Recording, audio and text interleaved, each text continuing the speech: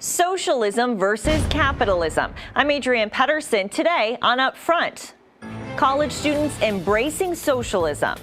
Socialism as an idea is not something that our generation is really scared of. Next, I ask a group of young voters, why socialism? Plus, high water on Lake Michigan doing damage. Why could get even worse this spring? And Madison gets closer to landing the next generation fighter jet. Taking on the issues important to Wisconsin. This is Upfront with your host, Adrienne Pedersen. Thank you for joining us. We're doing something a little different today. The rise of Vermont Senator Bernie Sanders as a candidate for president is shining a spotlight on socialism, specifically democratic socialism. So first, let's go ahead and define it. The Democratic Socialists of America believe that working people should run the economy and society democratically to meet human needs, not to make profits for a few. This poll last week also caught our eye. NPR and Marist surveyed public impressions of socialism. Overall, they found that 57% have a negative impression of socialism, but the age breakdown gets interesting. Socialism polled highest among millennials and Generation Z, those ages 18 to 38. That group has a 38% favorable view of socialism. And this isn't the first poll that shows young people embracing it either. So we decided to ask, what's the draw? So I know you all consider yourselves to be democratic socialists, and I'm interested in what you think that means. Eric, we'll start with you. Sure. It's actually kind of a fascinating story. I grew up in a really conservative household. My parents were lifelong Republicans.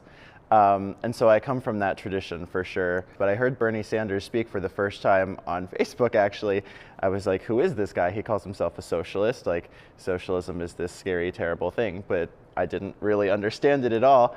And the way he spoke about politics absolutely transformed my worldview of government. That politics wasn't this zero-sum backwater deal, like negotiating, fist-pumping, angry thing. It was, you could leverage the power of the state to help your community, to help people, to help the working class. And we were not wealthy people. I did not come from a wealthy community. And so to hear Bernie Sanders champion using the powers of the state and do these things that seemed radical at the time, like universal health care, Medicare for all, a $15 minimum wage, it seemed crazy, but it's something that every other industrialized country has achieved already. So to me, what democratic socialism means is bringing the United States into the standard of living that honestly every other industrialized nation in the world experiences right now.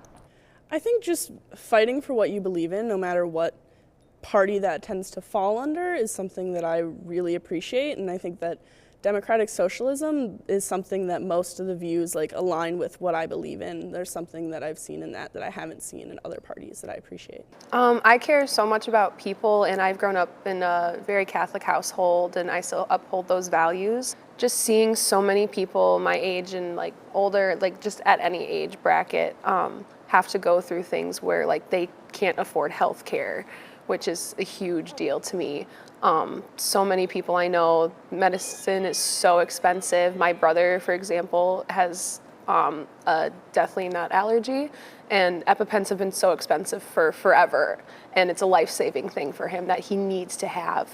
So having those things available for all who need it, not just people who can afford it, is a major, major issue for me.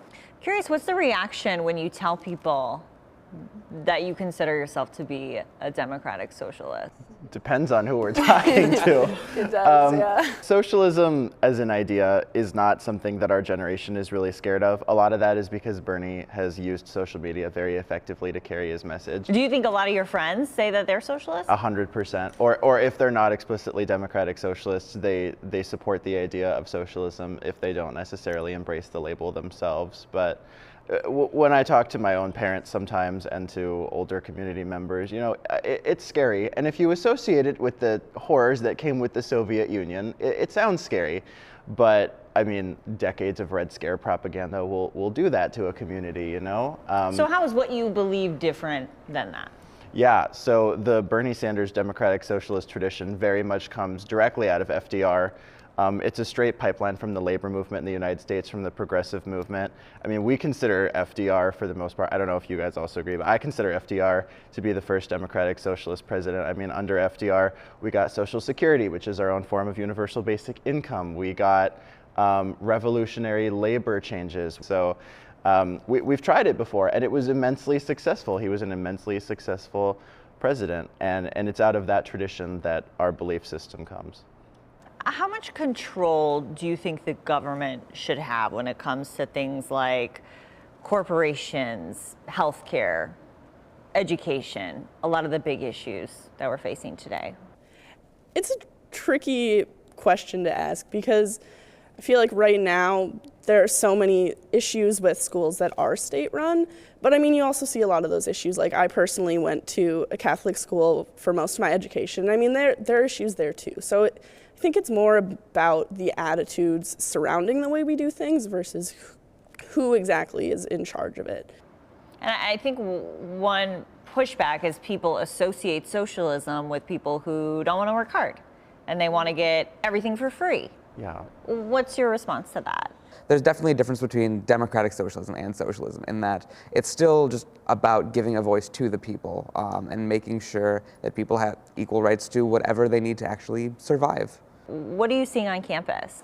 I'm seeing a lot of people who I'll talk to some people and they agree with me, but they don't want to put the label on it type of thing, you know. But most people I've talked to when it comes to healthcare, universal healthcare, they're all for it because it's hardworking people who just don't have the benefits that should be a right. It should be a right. What do you think, Eric?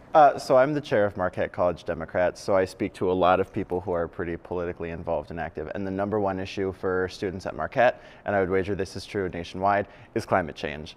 The neoliberal status quo has honestly really failed us in terms of ensuring our safety as a species, as a people, and as a planet. The way that the corporate status quo has absolutely excoriated our planet, has destroyed our water systems, has destroyed our climate, has contributed to the destruction of our planet. And clearly, an unchecked free market is not going to solve that problem. That's what got us into it, and it's not going to get us out. So that's where democratic socialism really comes into play when we're talking about the survival of our planet and our species. I mean, there has to be some state direction of how we're going to function. Non-stop corporate profits going up and up to the 1%, while quite frankly the working and middle classes are continued to be decimated, is not a functional paradigm for anyone. Okay, can what you want realistically get done?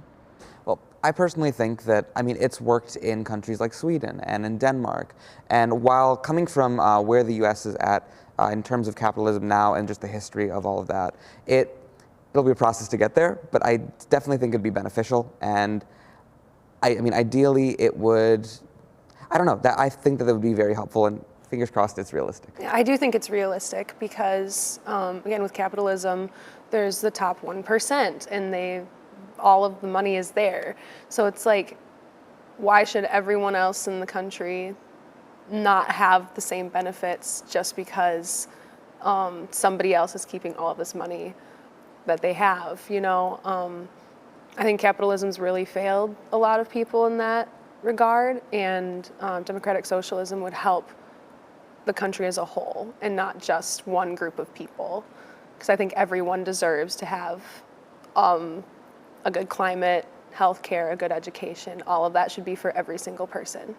I definitely think it's realistic. I mean, it's all about helping the working class, and the US is made up of so much of the working class, and so we need to have benefits for those people in mind.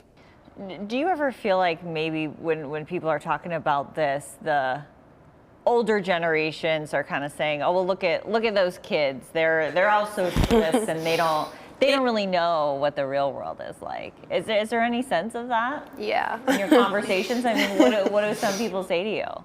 Venezuela. We get screamed Venezuela at us first and foremost, always.